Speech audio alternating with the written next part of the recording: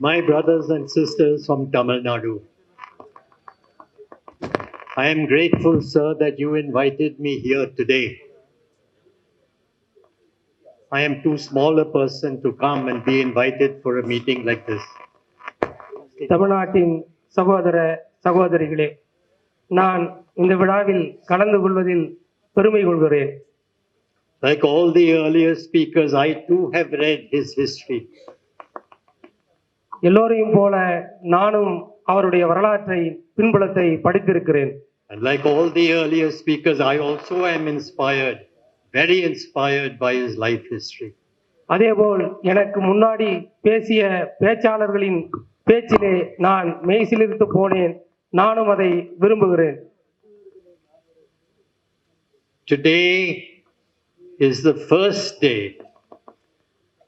of the biggest battle that Sir will have to fight, which will start from today and end in 2024. இன்று ஒரு பெரிய நாள். இன்று இருக்கிற ஆதிக்க சவால்களை எதிர்த்து தொடங்கவிருக்கிற 2023 தொடங்கி 2024 இருக்கிற தொடக்கமான சவாலான நாள். It is the battle of a kind that he has not yet fought. It will be the biggest battle of his life. இதுவரை தொடராத போர், இதுவரை வாழ்க்கையில் தொடரக்கூடிய ஒரு போரை அவர் நிறுவி இருக்கிறார். In 2024, in the national elections, it will be the duty of every citizen of India, every activist, every Dalit, every tribal. 2024 தேசிய பொது தேர்தலில் இந்த நாளானது சமூக ஆர்வலர்களுக்கும் குடிமகன்களுக்கும் இருக்கிற கடமையை உணர்த்துகிற நாளாக இருக்கிறது. Every juggi dweller, every poor person, it will be the duty of every lawyer, every retired judge. அந்த கடமையானது அனைத்து ஏழை குடிமகன்களுக்கு மட்டுமல்ல, வழக்கறிஞர்களுக்கும் நீதியரசர்களுக்கும் இருக்கிறது. To join the historic battle for the defeat of the Rakshasas in Delhi. நாம் வரலாற்று ரீதியாக அனைவரும் ஒன்று சேர்ந்து பாசிசத்திற்கு எதிரான போரில் ஒன்றிணைய வேண்டும். For too long, these evil forces have destroyed India. நெடுங்காலமாக இந்தியாவை இந்த பாசிச சக்திகள் சீரழித்திருக்கிறது. Too much hatred, too much violence, too much discrimination. அதிக அளவிலான வெறுப்புணர்வையும் அதிக அளவிலான வேற்றுமை தன்மையையும் இந்த பாசிச சக்திகள் உருவாக்கி இருக்கிறது. Too much casteism, too much communalism, too much lying to the people of India. அதிகப்படியான சாதிய ஏற்றத்தாழ்வுகளையும் வேறுபாடுகளையும் இது உருவாக்கி இருக்கிறது. And sir, you will have to lead. Not just the Dalits of Tamil Nadu, but all the people of India. தலைவராகிய நீங்கள் இதையெல்லாம் எதிர்த்து தலைமையேற்க வர வேண்டும். இந்தியாவிற்கு அது நல்வழிப்படுத்துவதாக அமையும். You are a leader not just of the backward classes. You are the leader of all the poor people of India. நீங்கள் வெறும் ஒடுக்கப்பட்ட பிற்படுத்தப்பட்ட மக்களின் தலைவராக மட்டுமல்ல, இந்திய ஒட்டுமொத்த மக்களின் தலைவராக இருக்கிறீர்கள். And sir, today you will blow the bugle and beat the drum. நீங்கள் தான் இதற்கான போரினை தொடங்குகிற, அதை தொடக்க புள்ளியாக, அதை ஆரம்பிக்கிற தாளமாக இருக்கிறீர்கள். That here from Tamil Nadu you will start the battle for the defeat of this evil force. நீங்கள் தமிழ்நாட்டில் இருந்து இந்த போரை உங்கள் தலைமையில் தொடங்கி இருக்கிறீர்கள், இந்த பாசிச நாசிச சக்திகளுக்கு எதிராக. Now I want to change the topic a little bit, and I want to tell you of the cases going on in the Supreme Court relating to struggles in Tamil Nadu. நான் இந்த நிகழ்வின் அடுத்த கட்ட புள்ளியில் நான் சற்று மாற்றி பேச இருக்கிறேன். இன்று உச்சநீதிமன்றத்தில் எப்படிப்பட்ட நிலைமை இருக்கிறது என்று சொன்னால், so that you know that in the Supreme Court many legal battles are being fought regarding the human rights situation in Tamil Nadu. உச்சநீதிமன்றத்தினுடைய செயல்பாடை நான் சொல்வதற்கு காரணம், மனித உரிமைகள் சம்பந்தப்பட்ட எப்படிப்பட்ட நடைமுறைகள் உச்சநீதிமன்றத்தில் சவாலாக நாங்கள் எதிர்கொள்கிறோம் என்பதை புரிவதற்கு வாய்ப்பாக அமையும். You will remember some time back, those of you who have seen the Gobind Swami Nagar struggle, that there was a brutal eviction planned. And when the matter came to the Supreme Court said, bring out the paramilitary forces. உங்களுக்கு நினைவிருக்கும், சற்று காலத்திற்கு முன்பாக தமிழ்நாட்டில் கோவிந்தசாமி நகரில் ஆக்கிரமிப்புகளை அகற்றப்பட வேண்டும் என்பதற்காக உச்சநீதிமன்றம் இராணுவத்தை வைத்து பாராமிலிட்டரி போர்ஸை வைத்து அந்த ஏழைகளை அப்புறப்படுத்த வேண்டும் என்று சொன்ன பொழுது, I cannot understand how in democratic India anyone can say, let alone a court, that to evict poor people you must bring out the paramilitary forces. என்னால் ஜனநாயகத்தை புரிந்து கொள்ளவே முடியவில்லை. இது ஜனநாயகமா? நீதித்துறை ஏழை எளிய மக்களை இராணுவத்தை கொண்டு வெளியேற்றுவது என்பது இந்த நாட்டின் ஜனநாயகமாக இருக்க முடியுமா என்கிற கேள்வியை நான் எழுப்புகிறேன். Ultimately, Chief Minister Stalin intervened and he promised everybody houses in 1 kilometer of that radius. So we lost the case, but to some extent we won the battle.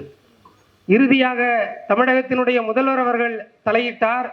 ஆக்கிரமிப்புகளில் இருந்து வெளியேற்றப்படுகிற மக்களுக்கு 1 கிலோமீட்டர் தொலைவிற்குள்ளாகவே அவர்களுக்கு மாற்று இடம் வழங்க வேண்டும் என்பது எங்களுக்கு ஒரு ஆறுதலாக இருந்தது.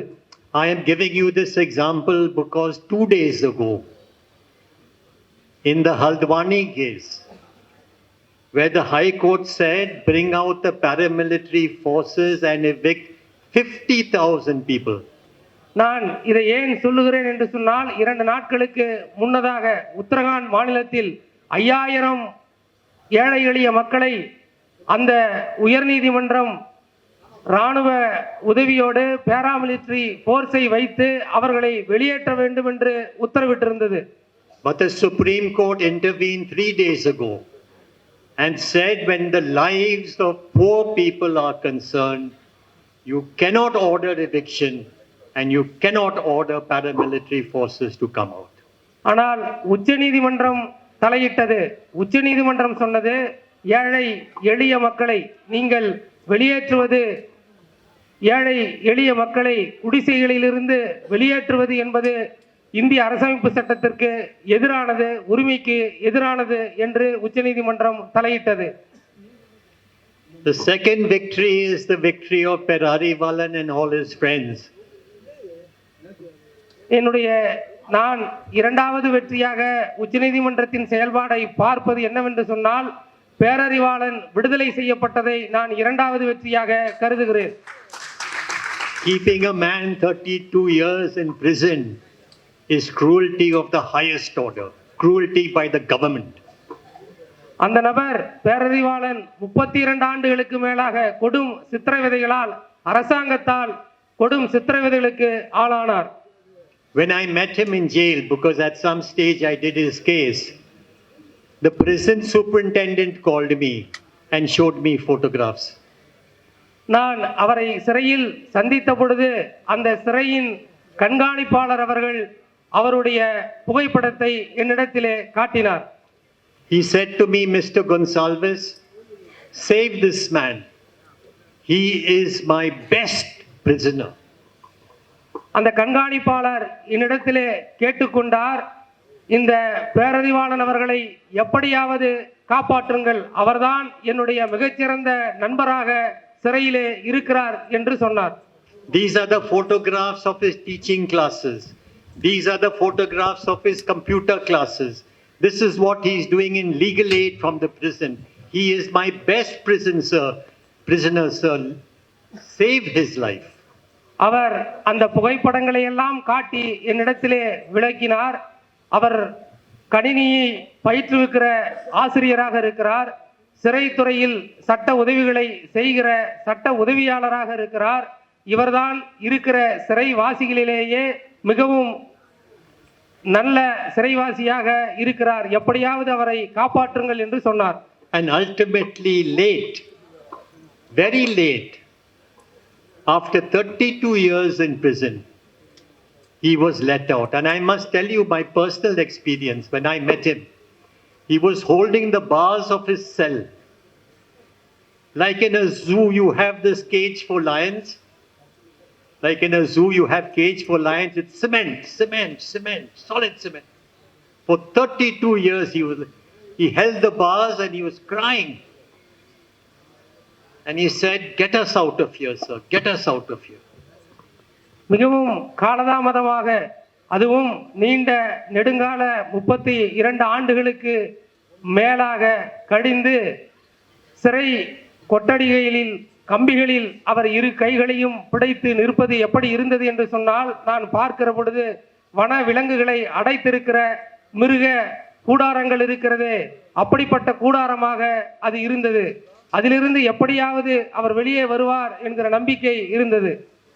And still there was one political party which went to the Supreme Court and said, "Don't let him out."